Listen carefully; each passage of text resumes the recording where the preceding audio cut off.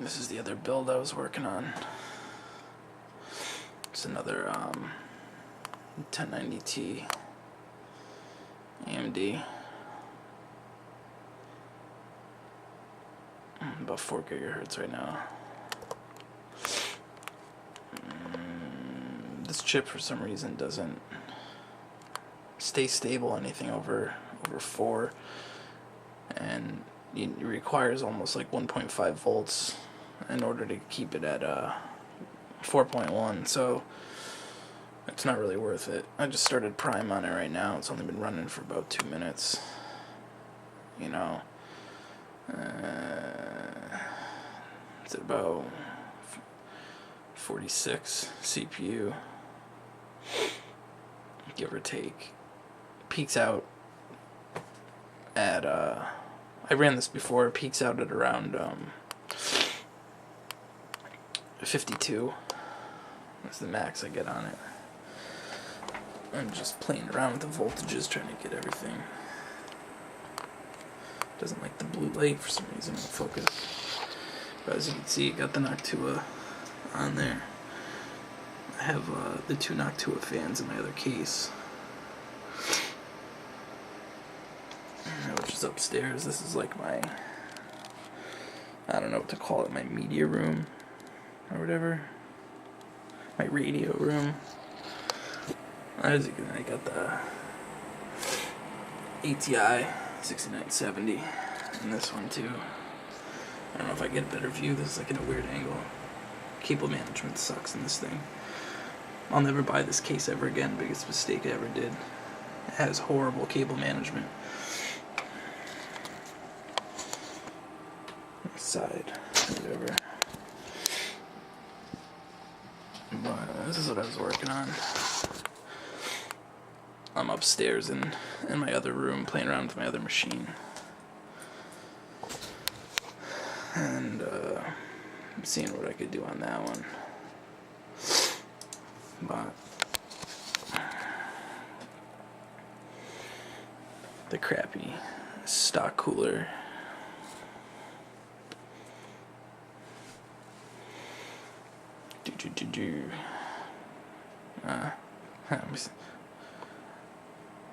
My ROG sticker for my other motherboard.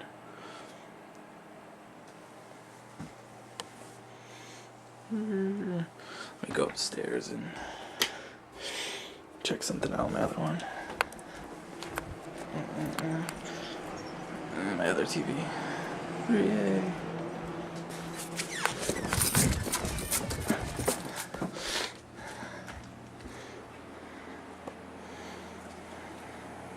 Oh, I forgot I took the side off of this. But yeah, I was playing around with this, trying to get this stable.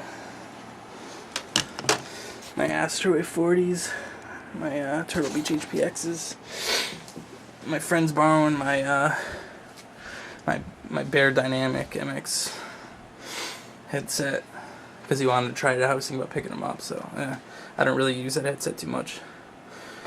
I was trying to play around with this, trying to get this ultimately stable, and I'm able to run it at almost 4.8 gigahertz on water, but it flakes out on me and crashes a lot.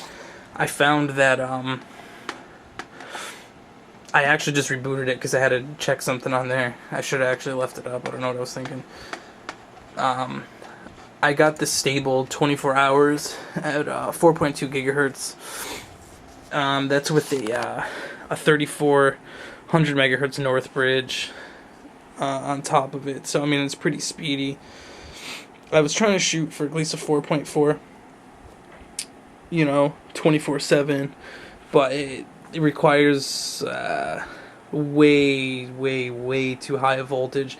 I mean, at 4.8 I was able to play around on the desktop and even prime it for a little bit, but my temps were starting to go through the roof after a while, and on top of it would blue screen, and then I was like lowering it down. 4.5 I was able to do, but it would blue screen every once in a while. 4.4, it just seemed like no matter what I did, like it would just blue screen on me. you know, until I dropped it to about 4.2 and it stopped. And it seemed to only do it when I was playing music.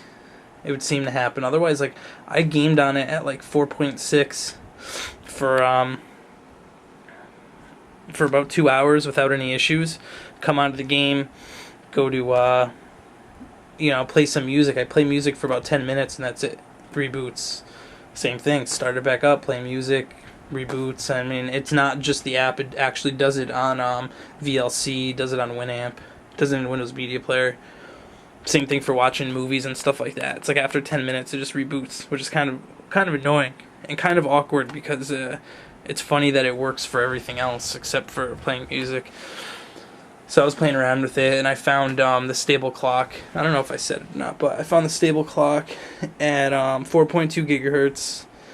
And that's running at 1.425 volts, which is actually pretty good because I see a lot of people running like at 1.5 to be stable at 4.2.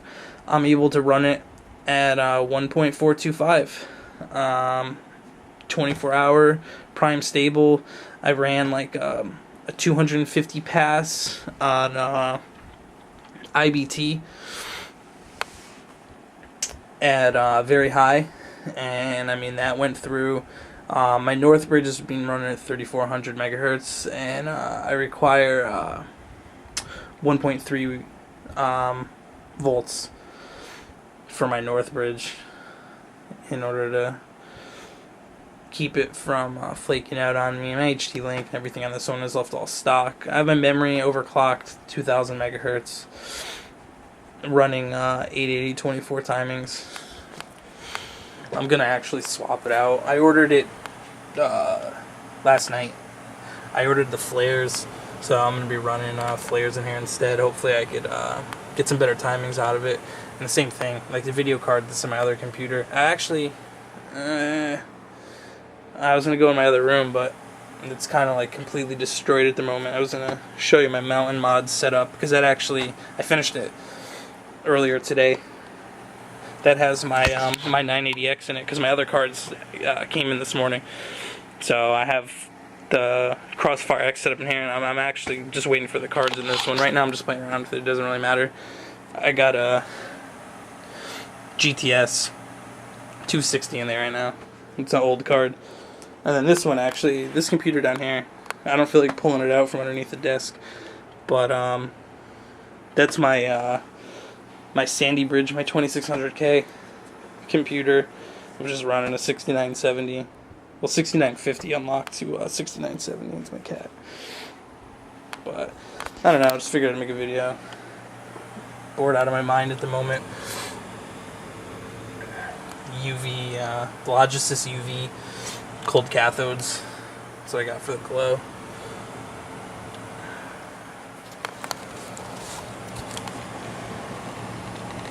I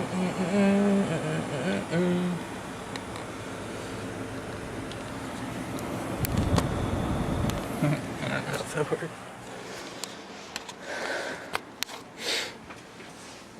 Oh my god. It's 3:30 in the morning. I have nothing else better to do. This is pretty much all set. It just finished. I'm priming 24 hours. So, I mean, I'm happy. 4.2 isn't bad. Oh, I should also say my temps on here. That's 4.2 at my maximum temperature hit was it doesn't log it. Damn it. I think it was like 51.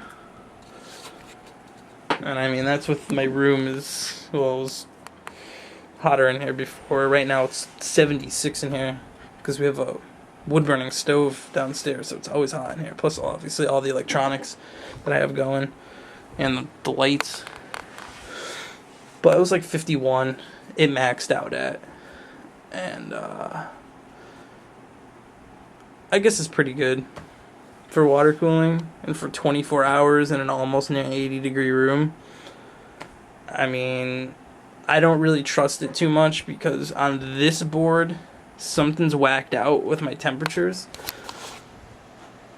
I can't really give you a demonstration, but I have another, well, my brother's computer has the same motherboard as me, and when I put my chip in his computer, his motherboard reads my chip and everything like almost 8 degrees Celsius cooler than what mine reads.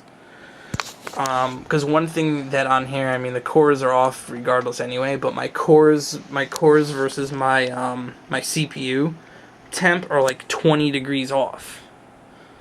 Like right now, my CPU is reading 32 Celsius, and my cores are reading 12 Celsius. So it's 20 degrees difference. On my brother's Crosshair 4, there's only like a 6-degree difference between the core temps and the CPU temp. And the same thing on the machine down there, which is an MSI, it's the 890FX GDA70 motherboard. The same thing. The temps are only like, it's a 7-degree difference between the CPU temp and the core temp. So I'm not 100% sure what's up with this one, but I don't trust the temperatures on this to begin with. What I normally do is take whatever the core temperature is and just add 10 Celsius to it, because there's no way the CPU temp is correct at all in any way whatsoever. No way, not happening. There might be something wrong with the sensor, there might be something up, but there's no way that the CPU temperature on this is correct. I mean, not when I could take, you know, testing my chip, and I could take my brother's chip and put it in here, and, you know, there's no way it runs that hot. I mean, so it has to be the board. So like I said, I just run core temps plus 10, and then whatever. But that's it. Figured I'd just show the other machine that I just threw together really quick, my other 1090. And that's about it. Don't know what else to do. I guess I'll post videos of my 980X and my Mountain Mods Ascension case. That'll be my next upcoming video. Till then, later.